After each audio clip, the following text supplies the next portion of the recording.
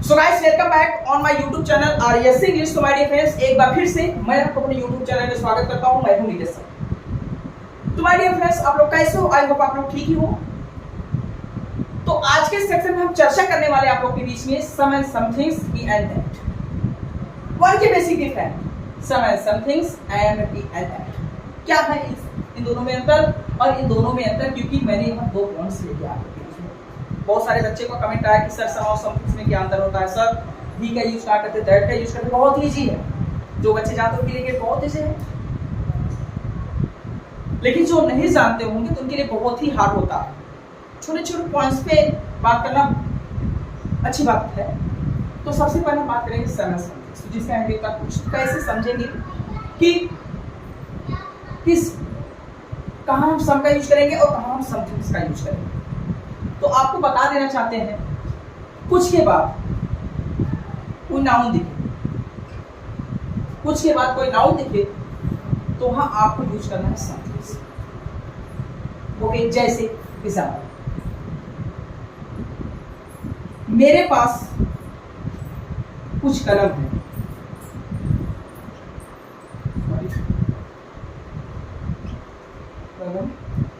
मेरे पास कुछ कलम है, ओके और यही मैंने लिखा मेरे पास कुछ है, कुछ है। समझो, मैंने आपको क्या बताया अभी? अगर कुछ के साथ कोई नाउन दिखे तो ये कलम क्या लाला नाउन है, आप इसको आंखों से देख सकते हो। तो हम यहाँ यूज क्या करेंगे? सम का यूज करेंगे, ठीक है। अब यहाँ कुछ लिखा लेकिन इसके बगल में कोई नाउन नहीं है, तो आपको समझ जाना चाहिए कि जब कुछ के साथ कोई नाउन जुड़ा हो तो हम सम का यूज करेंगे, और कुछ के साथ जब नाउन नहीं जुड़ा है तो हम समथिंग का यूज करेंगे। आज से प्रॉब्लम को सॉल्व हो जाएगा। तो मैंने बोला I have some, okay I have some. Some का मीनिंग कुछ होता है, सम का मतलब कुछ का मीनिंग सम भी होता है, समथिंग। अब हम क्या लगा देंगे?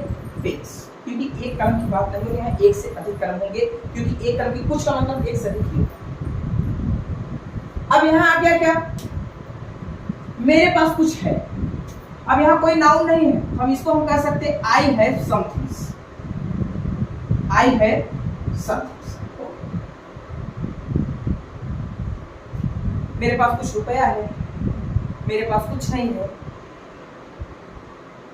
जो भी आपसे आई हैव नथिंग इसका हो जाएगा, मेरे पास कुछ नहीं। आप समझने की कोशिश करें, आई थिंक आप समझ गए हैं।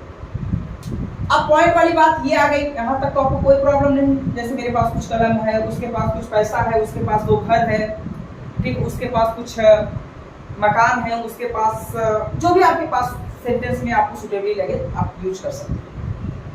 और मैंने कहा कुछ के साथ कोई नाउन ना दिखे, जैसे मैंने कहा मेरे पास कुछ है, उसके पास कुछ है, रोहन के पास कुछ है। I think just good point for you, आप समझ गए।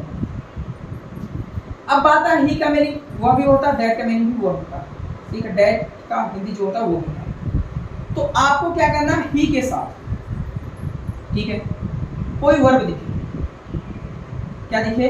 वर्ब। ही के साथ क्या आपको लगाना है? वर्ब। जब आपको वर्ब दिखेगा किसका यूज करना है? दैट का, सॉरी ही का। और जब क्या हो गया? आपको नाउन दिखे तो नाउन के साथ आपका किसका यूज करना है? दैट। आप समझ रहे होंगे, तब समझा देते। जैसे हमने कहा वह जाता है,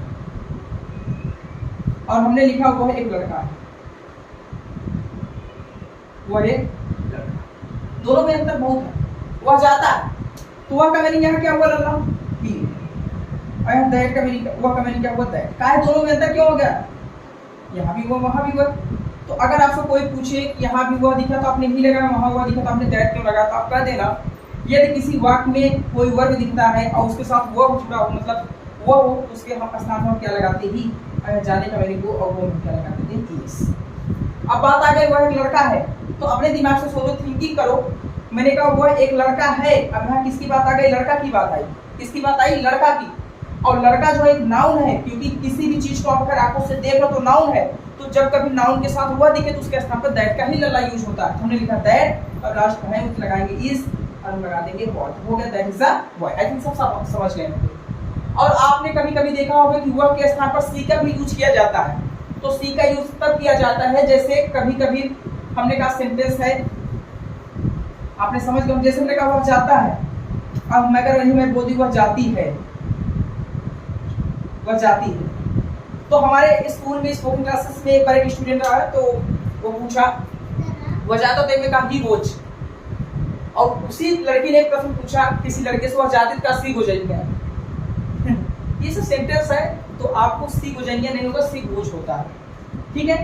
तो आपको सी का भी प्रयोग करना है, लेकिन जब सेंटेंस में किसी लेडीज या किसी स्त्री की बात हो। तो आई थिंक आप समझ गए होंगे, यहाँ तक आपको कोई प्रॉब्लम नहीं होगा। तो आज तक के लिए यहीं तक हम आप लोग के बीच में है। अब फिर से हम आएंगे अगले वीडियो में। जय हिंद, जय भारत। फिर से